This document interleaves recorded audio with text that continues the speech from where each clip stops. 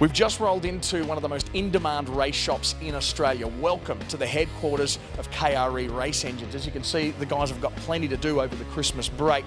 A little bit of a tour through the race shop. There's a bit of a buzz here at the moment, of course, because they've actually just claimed their 8th Supercars title with Jamie Whincup just a few weeks ago. SVG's in here talking with Ryan at the moment about some of the KRE technology, because clearly these guys are ahead of the game with supercars and with 410 race engines as well for sprint cars. So let's go and have a look where the magic happens. It's called Kenny's Cave, down in the Dyno shop. Kenny's in there right now.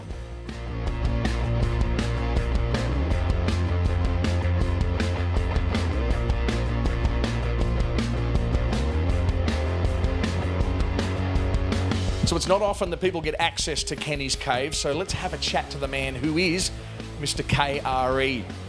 Kenny Mac, congratulations, an 8th championship for supercars. Yeah, no, thanks for that. Yeah, it was a busy year. It was a tough run with DJ Penske, but yeah, we got there in the end. It's a great job. You're also responsible for 3 World Series championships with James McFadden at the wheel, with those sort of KRE engines there, but they were ones that he built himself, yeah? Yeah, James started as an apprentice for eight years ago, I think it was now, and he worked his way up through, and yeah, now he's gone off to be a professional race car driver, so yeah, he's doing a good job. Still has a great relationship though with the company and with you. Yeah, we're going well. You know, he does a couple of motors down in Warrnambool, but yeah, no, he's doing well. Very well. You're doing really well. What are you working on here at the moment in the dyno room? This is just I think one of Shane's motors from Newcastle. Just quick check over, and then it'll come apart and get rebuilt for next season. Interesting. And then in the other room, you've got a sprint car engine? Yes, that's just one. I think Terry McCall's going to use it at the Classic. So it's just one of my ones, just a fairly new one, just with lease engine. What's the chances of a tour around that engine? Yeah, we're going to go and have a look. With 410 cubic inches on the idle here at KRE, rumour has it, Kenny, that that's 900 horsepower there. Is that accurate numbers? Yeah, most of them between 880 and 900 horsepower these days. That really is amazing. So 670 kilowatts, how would that compare then to, say, an SS Commodore? Well, they're around, your 400 kilowatts, so it's quite a big difference. And then next step up to a supercar? Yeah, they're about 650 horsepower, so you only got 300 horsepower on top of them. Wow. Okay, so the rumours around that I hear that it's actually technology's changing. It's not about getting more horsepower. It's actually about trying to lessen the horsepower at the end of the night for a sprint car when the racetrack slickens off.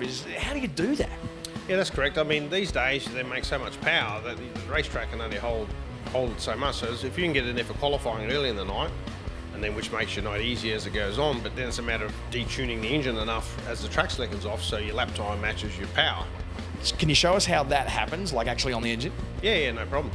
Before we go in there, I can't resist the temptation. Sure, can I have a go at this? That's all right, it's one of mine's, okay.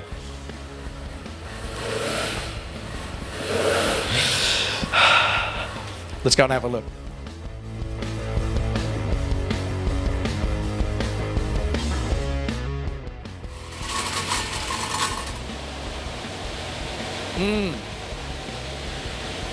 So with that just sitting there, how do you then try and get this 900 horsepower? What's been the place of real development in the last few years?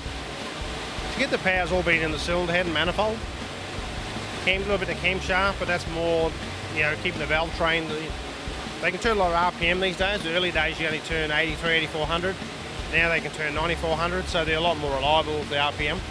Yeah, okay, so, and what you were speaking about earlier about lessening the horsepower at the end of the night come feature race time, how do you do that? There's a number of different ways you can do it with the manifold, the headers, ignition timing. There's a few different ways you can do it. Okay, anything that we can actually show? Yeah, I'll show you how we can do that with the manifold. Right, let's do that. So up in here you'll have a 2 and 13/16 injector, so you've got your full power. So you can swap something like that in, change the amount after the heat race, and it'll take about 80 horsepower out of the engine just by putting the ram tube restrictors in, and away you go. Detunes the motor a little bit, and you can do a bit more by putting bigger headers on, and then you can retard the initial timing, which is the last resort, to bring it back to about 750 horsepower. So when we see them in a feature race at the end of tonight, they're probably not going to be at their highest capacity. No, not unless it rained and the track got heavy. Generally, as the lap times drop a second a lap, you want to probably take out 50 horsepower, 60 horsepower. really is fascinating. Thanks so much for being a supporter and being on board with KRE Speedway here as part of 2017 at World Series Sprint Cars, the 31st anniversary.